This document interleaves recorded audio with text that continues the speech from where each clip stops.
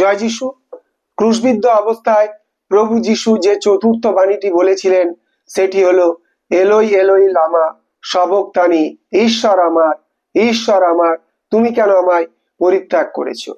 Alloy alloy Lama সবক্তানি, ঈশ্বর আমার তুমি কেন আমায় পরিত্যাগ করেছো। মার্ক 15 অধ্যায় 34 পদ। মার্ক 15 অধ্যায় 34 পদ। শাস্ত্রপাঠ মার্ক 15 অধ্যায় 33 থেকে 34 পদ। সাধু মার্ক তার বিবরণে লিখেছেন যে তৃতীয় ঘটিকায় অর্থাৎ বেলা 9টায় প্রভু যিশুকে ক্রুশে দেওয়া হয়েছিল। তারপর 3 ঘন্টা কেটে গেছে। অবিশ্রান্ত রক্তক্ষরণের ফলে প্রভু যিশুর দেহ অবসন্ন হয়ে পড়েছে। ক্রুশের চারিদিকে যারা দাঁড়িয়েছিল তারাও ক্লান্ত।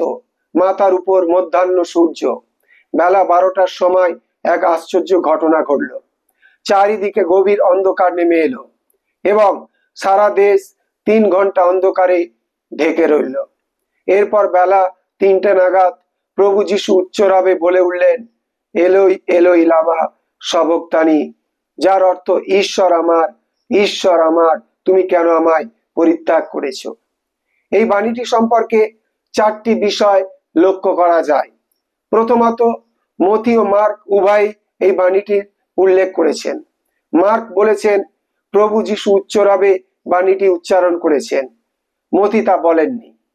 দ্বিতীয়ত, এই বাণীটি গীত সংহিতা 22 অধ্যায় 1 পদের উদ্ধৃতি। ভক্ত দাউদ তার সংকটকালে এই আর্তনাদ করেছিলেন। তৃতীয়ত, 7টির মধ্যে এই একমাত্র বাণী যা প্রভু যিশুর মাতৃভাষায় অর্থাৎ অরামিক ভাষায় রক্ষা করা হয়েছে।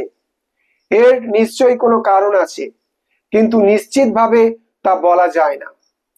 এক অস্বাভাবিক অবস্থায় বাণীটি উচ্চারিত হয়েছিল এবং প্রভু যিশু চিৎকার করে এই আর্তনাদ করেছিলেন। তার ফলে সম্ভবত প্রত্যক্ষদর্শীদের মনে এক বিশেষ প্রতিক্রিয়া সৃষ্টি হয়েছিল এবং শ্রোতাদের মনে তারা এই প্রতিক্রিয়াটি সঞ্চার করে দিতে সক্ষম হয়েছিলেন। পরবর্তীকালে বিভিন্ন ভাষায় বাইবেল অনুবাদ করার সময় অনুবাদকগণ সে কথা মনে রেখেই বোধহয় প্রভু যিশুর মাতৃভাষায় বাণীটি রক্ষা করেছেন। চতুর্থত, খ্রিস্টের জীবনের এই বোধহয় একমাত্র সময় যখন তিনি পিতাকে ঈশ্বর বলে সম্বোধন করেছেন। গেতসিমানি বাগানে মর্মান্তিক যন্ত্রণায় কাতর হয়ে তিনি প্রার্থনা করেছেন, পিতা যদি সম্ভব হয়। ক্রুশবিদ্ধ অবস্থায় শত্রুদের জন্য ক্ষমা ভিক্ষা করে বলেছেন, পিত ইহাদিগকে ক্ষমা করো। কিন্তু এখানে তিনি বলছেন, ঈশ্বর আমার। ঈশ্বর সত্যিই কি তার সে পুত্রকে পরিত্যাগ করেছেন তা আমরা জানি না, কিন্তু এটা বোঝা যায় যে প্রভু যিশু পিতার সঙ্গে এক অসহনীয় বিচ্ছেদ অনুভব করছেন। যে পিতার সঙ্গে তার কোনোদিন বিচ্ছেদ হয়নি, প্রার্থনার মাধ্যমে যার সঙ্গে যাবৎ সংযোগ রক্ষা করেছেন, সারা জীবন যার নির্দেশ পালন করেছেন, যার পরিকল্পনা সফল করার জন্য নীরবে ক্রুশের যন্ত্রণা ভোগ করছেন, সেই পিতার মুখ তিনি দেখতে পাচ্ছেন না। তিনি নিজেকে পরিত্যক্ত বোধ করছেন। এই বিচ্ছেদ অসহনীয়। তাই তিনি আর্তনাদ করে উঠেছেন, ঈশ্বর আমার তুমি কেন আমায় পরিত্যাগ করিয়াছ। প্রভু যিশুকে গ্রেপ্তার করার পর তার প্রিয় শিষ্যরা তাকে একলা ফেলে পালিয়ে গিয়েছিলেন। তবু তিনি একেবারে নিঃসঙ্গ ছিলেন না, কারণ পিতা ঈশ্বর ছিলেন তার সঙ্গে। কিন্তু এখন সেই পিতার সঙ্গে তিনি অনুভব করতে পারছেন না। সেই পিতার সঙ্গে অনুভব করতে পারছেন না। তাই এই আর্তনাদ প্রভু যিশুর। অন্ধকার ও দুষ্টতার ও মন্দতার প্রতীক, শয়তানের শক্তির প্রতীক। শাস্ত্রে অন্ধকারকে শয়তানের প্রতীক হিসাবে বর্ণনা করা হয়েছে। প্রভু যিশু জানতেন যে তাকে এই অন্ধকার পথেই যেতে হবে।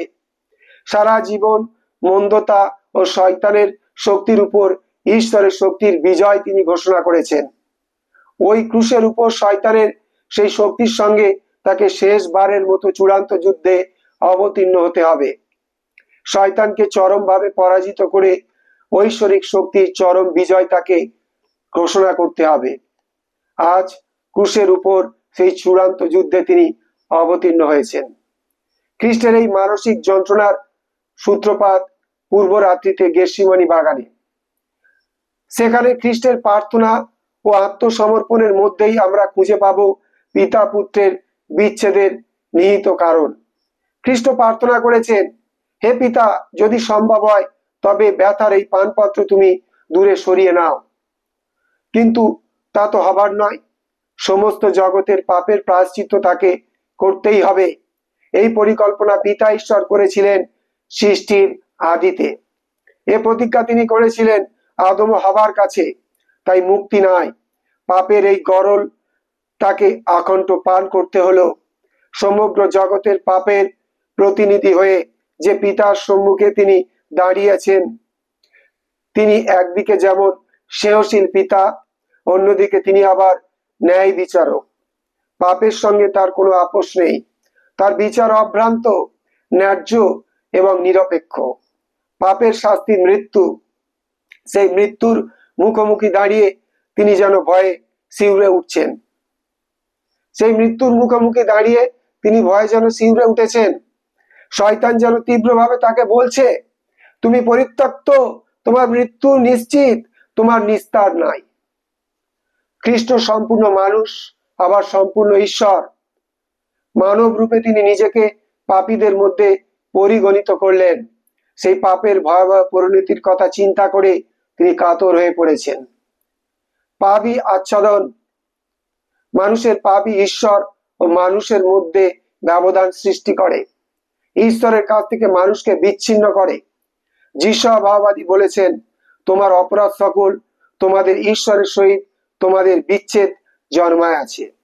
তোমাদের পাপ সকল তোমাদের হইতে তার শ্রীমুখ আচ্ছাদন করিয়াছে। এই জন্য তিনি শুনেন না। যিশু পুস্তক 59 অধ্যায় 2 পদ। মানব জাতির পাপের শাস্তি খ্রিস্ট নিজে বহন করলেন। ক্রুশীয় মৃত্যুবরণ করলেন যেন আমাদের শাস্তি মুকুব হয়। মানব জাতির পাপের শাস্তি খ্রিস্ট নিজে বহন করলেন। ক্রুশীয় মৃত্যুবরণ করলেন যেন আমাদের শাস্তি মুকুব হয়। পাপ ঈশ্বর ও মানুষের মধ্যে যে দুস্তর ব্যবধান সৃষ্টি করেছিল, তা যেন চির বিচ্ছেদে পরিণত না হয়, যেন পুনর্মিলনের পথ উন্মুক্ত থাকে। সেই জন্য খ্রিস্ট ক্রুশে প্রাণ উৎসর্গ করলেন। আমাদের পাপ ঈশ্বরের কাছ থেকে আমাদের বিচ্ছিন্ন করেছে, কিন্তু সে বিচ্ছেদ কি আমরা অনুভব করি? না, আমাদের অনুভূতি নষ্ট হয়ে গেছে। আমরা কি পাষাণ হয়ে গেছি? বিচ্ছেদ ব্যথায় কাতর হয়ে আমরা কি ঈশ্বরের সঙ্গে পুনর্মিলিত হবার চেষ্টা করি? আমাদের পাপের জন্য খ্রিস্ট সর্বদাই পিতার সঙ্গে বিচ্ছেদ ব্যথার কাতর হয়ে পড়েন। আজও মানুষ যখনই স্বার্থপর হয়, ক্ষমতা প্রিয় হয়, প্রবঞ্চক, অত্যাচারী ও সাম্রাজ্যলোভী হয়, তখনই খ্রিস্ট ক্রুশীয় যন্ত্রণা ভোগ করেন। আর্তনাদ করে তিনি বলে ওঠেন, ঈশ্বর আমার, ঈশ্বর আমার, তুমি কেন আমায় পরিত্যাগ করলে? জয় যিশু।